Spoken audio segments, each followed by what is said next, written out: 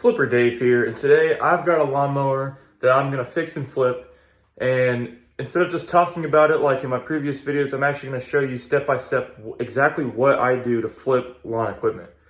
Let's go ahead and head outside. We've got a mower that doesn't run. I have not diagnosed anything on it yet, and you're going to see everything in real time.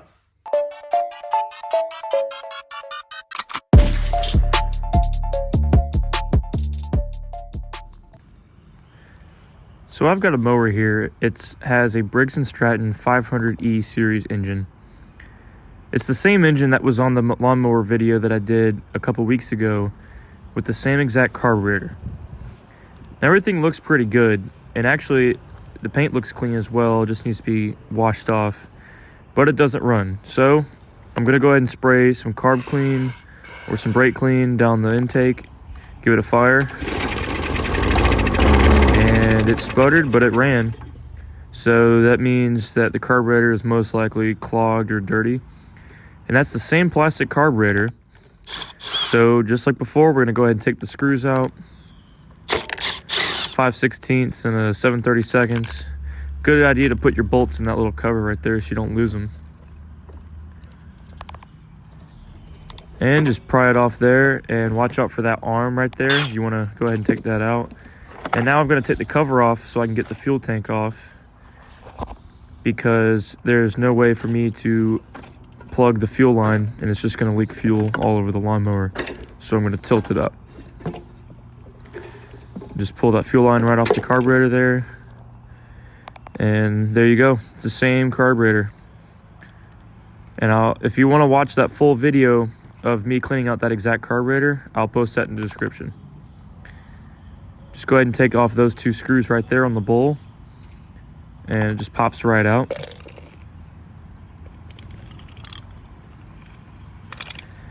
And I'm going to go ahead and take that jet out. If you can see that jet is clogged really bad, and that's most likely where our problem's at. Everything else seems to be okay. So I'm going to get a flathead screwdriver in there and just pry it up real quick. And yeah, pretty clogged. So I'm going to get something in there to clean that out, and probably spray some carburetor cleaner in there, or you can use a little bit of compressed air if you're careful. But it's really, really small in there, so I'm just going to use a couple bristles off of a metal wire brush right there and just run that in and out. That's really the smallest thing that I have that'll clean it out. And as you can see, it did a really good job. And I can actually see right through the ports. All the ports are cleaned out. That means gas can get through everything. Nothing's getting clogged up. And I went ahead and put it back together. And again, if you want to see that, there's a video in the description below. Go ahead and stick that arm through the throttle right there, and it's just going to slide right over that. Be sure not to damage any O-rings or gaskets. Then you can go ahead and put the front cover on. And make sure you put that air tube on as well. You don't want to forget that. And you go ahead and put your screws back in, all 4 screws. And I know I'm leaking there, but we're gonna go ahead and slide that fuel line on. I'm trying to do it with one hand here. Slide that over the nipple right there, and we're gonna slide the fuel tank right on. It just slides right on the edge of the engine. And I'm gonna go ahead and put that hose clamp back on. Put the airbox back on, and I'm gonna tighten the screws down for the cover.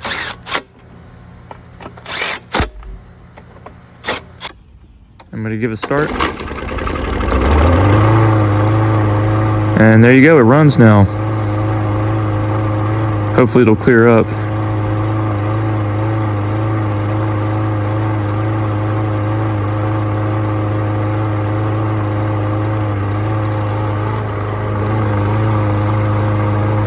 And yeah, that thing is burning some oil, if I do say so myself.